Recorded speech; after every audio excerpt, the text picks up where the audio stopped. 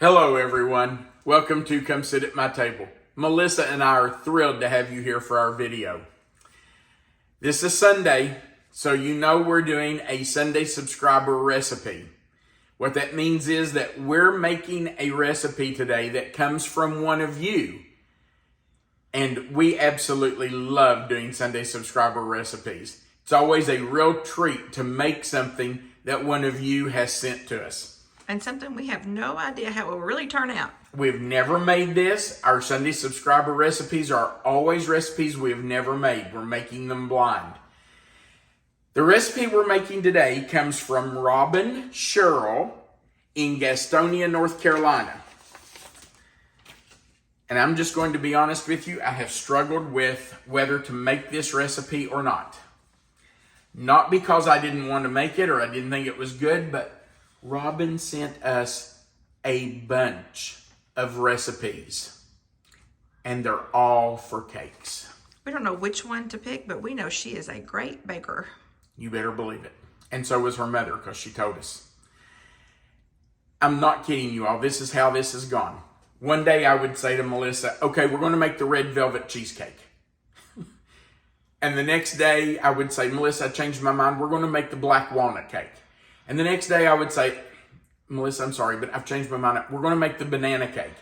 I have gone through all 6 of these recipes over and over and over. And Robin sent me her email address. So I have even emailed back and forth with Robin, trying to just see which one of these I should do. Well, I have settled on the whipping cream pound cake. I'm making it today, but I'm not going to promise you that I won't be making the rest of these. I'm telling you, this banana cake sounds fabulous. And I would have made the black walnut cake, but I couldn't find black walnuts. I looked for them and couldn't find them. But I'm going to tell you, as soon as I find them, we'll be making that cake too. So today we're doing Robin's whipping cream pound cake. And just stay tuned because I will be making some of these others. Let's talk about what we're going to use today to make this delicious sounding pound cake. We're going to start with 2 sticks of butter and 3 cups of sugar. We will cream those together before we add 6 eggs, and we will add those one at a time. Then we're going to alternate adding 1 cup of heavy whipping cream, and if you want to buy a half pint, that is a half pint of whipping cream, but I had a big box of it, so I had to measure it out, and it's 1 cup. And we will alternate that whipping cream with 3 cups of all-purpose flour. We're also going to stir in 1 teaspoon of vanilla. Now, let me read to you what Robin's letter says about this pound cake, and then we're going to talk about what we're going to put on it. She says, this is my mother's pound cake recipe, and it is delicious. I make this cake at Christmas in a large sheet cake pan. If you want a large sheet cake, you can do that. It can be cooked in a tube or even in a Bundt pan. And that's what I'm doing today. We're going to use a Bundt pan because that's what I think of when I think of a pound cake. At Christmas, listen to this. At Christmas, I make it as a fresh coconut cake. When it comes out of the oven, I pour pina colada coconut drink mix from a can. It's really thick, and it's made for making pina coladas. I then let it cool in the refrigerator, and the next day I put whipping cream on top, sprinkled with frozen coconut. Oh yeah, we're going to have to revisit this. Oh, have mercy. Melissa would love that. I'm a big coconut fan. Yeah. That sounds so good. She says it makes an amazing fresh coconut cake. I'm sure it does. It is amazing with a cream cheese frosting or a chocolate frosting. I make it every Thanksgiving with chocolate frosting, and then again at Christmas make the fresh coconut cake just like my mother did. It's even good just plain or with any kind of frosting. This recipe is very old, maybe 50 years old. Oh my goodness. How many different ways are we going to make this pound cake? All of them. Okay, so here's what we're going to do on top. I'm not going to do the coconut because we're going to save that and do it at Christmas. I know Melissa's going to love that at Christmas. I'm going to do a chocolate ganache on top of it. And folks, it can't get easier than this. We're using 8 ounces. Each of these boxes is 4 ounces. So we're using 2 boxes of semi-sweet chocolate and 1 cup of heavy whipping cream. Let me reach that. We're going to get 1 cup of heavy whipping cream. We're going to add just a pinch of salt and a splash of vanilla. And that will make our ganache that we're going to drizzle over the cake. Okay, thankfully, Melissa and I are having dinner with friends tonight at their house. And I'm taking this cake because we can't keep it here. We already know that. If I kept this here, it would all be gone in 2 days. Okay, so the first thing we have to do is cream our butter and our sugar together. So I'm just going to take my butter and sugar over to the mixer and add that in. I'm going to put my sugar right down in there. Make sure it's all in.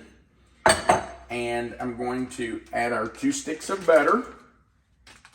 And we're just going to let that cream. Now that's going to take a few minutes because you want that to get really incorporated and you want that butter to become very light. So we're just going to turn this on, let it start running, let that butter and sugar incorporate, and let it completely mix together and get light and fluffy, and then we'll come back and finish the recipe.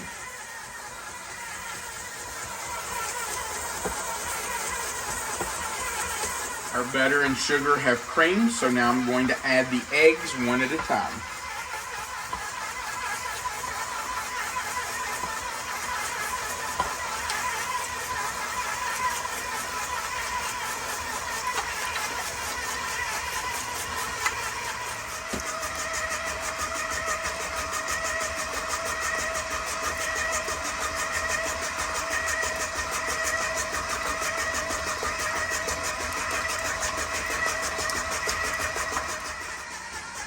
All right, I am alternating the flour and the whipping cream.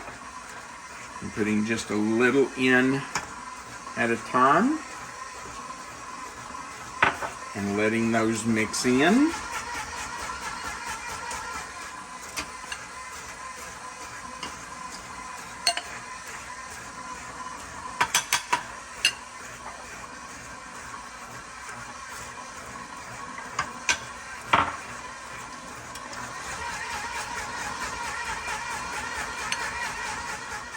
We got all the flour and the whipping cream incorporated.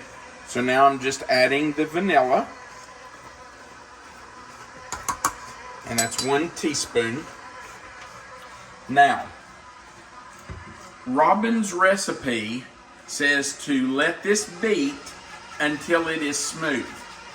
But every pound cake I've ever made, I have allowed them to beat for 5 minutes. It kind of beats some air into them so you get those beautiful airy pockets in your pound cake. So that's what I'm going to do.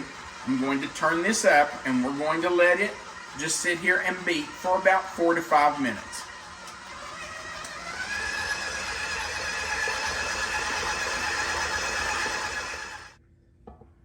Oh my goodness, you all. I'm not going to lie to you. Melissa and I got a little spoon and tasted it. And I'm going to lick the bowl. And what did you leave say? Me anything, she said, "You never leave me enough." You don't. You're a little too over ambitious with cleaning out the... I don't want to waste it. I know, but it won't be wasted. It won't. You all, she's rotten. Maybe a I little. might have her a little spoiled. Look at this beautiful batter. I want you to look at this. Oh my goodness. You know, this is going to make a beautiful pound cake. Notice how much he's not leaving. Oh, I'm sorry. I forgot. Okay, right there. See? Yeah, look. There's a little. You Look. did leave me a little. You're right. You're right. And as much as it pains me, I'm not going to clean off that spatula. Gosh, I'm a little OCD about that. I am going to smooth out the top just a little bit. It will smooth out as it bakes, but I just don't want big humps in it. So it's a nice thick batter. It is. It's a beautiful batter. Okay. Your Bundt pan was sprayed, right? Yes, I sprayed it with that flour spray, so it should release very easily. Tell us about the oven. Okay, that's something different. Our oven is not preheated. You noticed that earlier in the video, I never mentioned preheating the oven. This goes in a cold oven. We're going to put it in and then turn on the oven. We're going to set the oven at 300 and we're going to bake it for 1 hour and 15 minutes. Now, you know my oven bakes a little hot, so I'm probably going to start watching it at about 1 hour, but the recipe says 1 hour, 15 minutes. All right, in we go. Okay, I'm finishing breaking up my chocolate, and I have my heavy cream in the microwave. It is hot, and all I'm going to do is pour that right over my chocolate. You can see that it's steaming. I'm just going to pour that right over my chocolate and then cover it with a lid. If you don't have a lid, just put a pan on top of it or put something over it. Aluminum foil will work to hold the heat in. Leave it for about a minute, and then we'll stir it to incorporate that chocolate and whipping cream. All right, our mixture has set for 2 to 3 minutes, and you can see that the chocolate is melted. Now I'm going to add in just a pinch of salt and 1/2 teaspoon of vanilla. We'll whisk those in. Now you have a choice. You can use this right now just the way it is and pour it over your cake, or you can let it sit for up to 20 minutes and let it thicken and then either pour it over or spread it. I prefer to do it while it's more thin. I don't want it runny like water, but I want it to be able to run over the cake. Let me just address the elephant in the room. The cake did stick just a little bit. Which is discouraging as much as you sprayed it. Out of all the years that I have used that Bundt pan, this is the first time I've ever had one stick on me. And I guarantee you it's not the fault of the recipe. It's probably just that I didn't spray it enough, even though Melissa's right and I sprayed it a lot. Okay. Now, when I'm going to drizzle chocolate or pour some chocolate or something over a cake, I prefer doing it. By the way, let me tell you, to check my cake doneness, I use a skewer, not a toothpick, when I'm doing a pound cake, because it's so thick, I want to get down in there and make sure that it's done all the way through. Okay, so I'm just going to pour this in a measuring cup, and I do that because I want something with a handle and something with a spout so I can control where it goes and how fast it's coming out. And even then, sometimes it just comes out on its own. But we're going to try this. Also, you'll notice I have my cake on a cooling rack that's over some parchment paper on a cookie sheet. I like that because, and I'm going to move this out of the way because I want to spin this as I do it.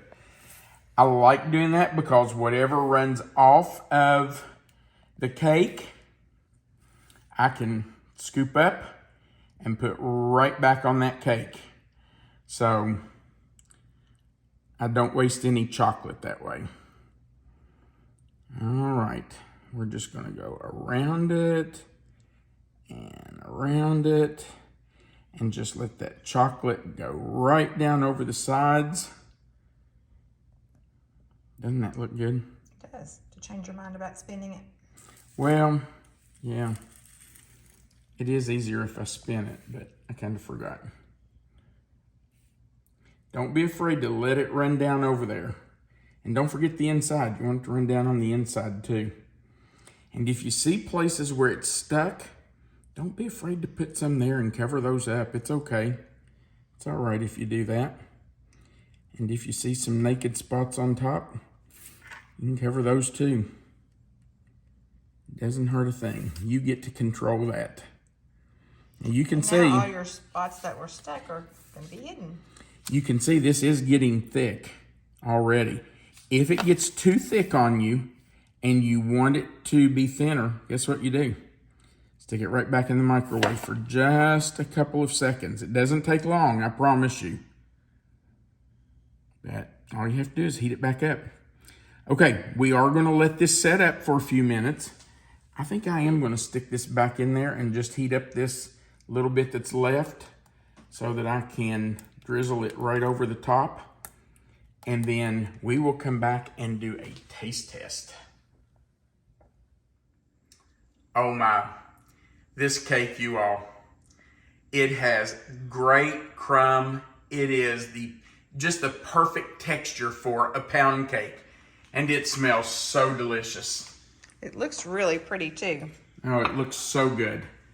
Now, let me tell you that I did use semi-sweet chocolate on this, but you can use dark chocolate, milk chocolate, whatever you want to use, you can do. And it's so simple, really. All you need is some chocolate and some heavy cream. Pour the hot heavy cream on there, let the chocolate melt. If you want to add a pinch of salt and some vanilla, you can. You don't even have to add those two. You wouldn't have to have the ganache at all. No. In fact, that's what Robin's letter says. A lot of times she just serves it as a plain cake. You ready, babe? I am.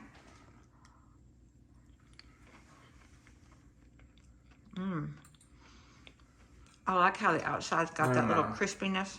Can you hear me crunching? You can hear me crunching a little bit. It's a nice cake though. Wow. And that ganache. That's very good. That is so good. But it honestly would be fantastic without anything, just plain. It really would. I'm going to tell you what it would be good with. I know what you're getting ready to say. In our cookbook, we have a recipe for a pound cake that I got from a friend in West Virginia. And 9 times out of 10, when I make that pound cake, what do I use it for, Melissa? Strawberries. With strawberries, like a shortcake. Absolutely. We make a strawberry shortcake with it.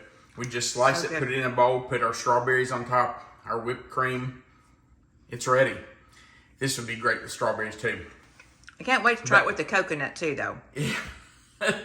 Yeah, Robin, you have set us up for cakes for a long time, and we appreciate it.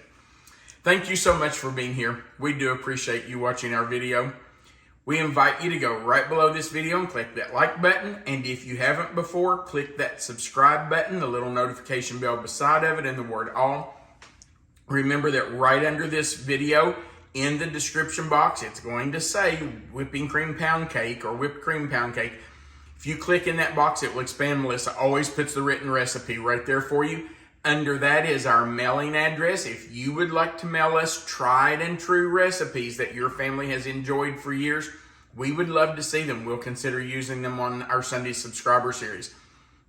Right under our mailing address is a link for our cookbook. If you're interested in our cookbook, you can click on that link. It is www.reformationpublishers.com, and you can order it. It's at the bottom of that page. So click on the link, scroll all the way to the bottom, you'll see our cookbook. Also, there's a place at the bottom for you to leave a comment. We love hearing from you. So go down there and leave us a comment. We'll do our best to reply to as many as we can. Thank you again for being here. We do appreciate it. We want you to remember that you are always welcome to come sit at my table. Have a great day.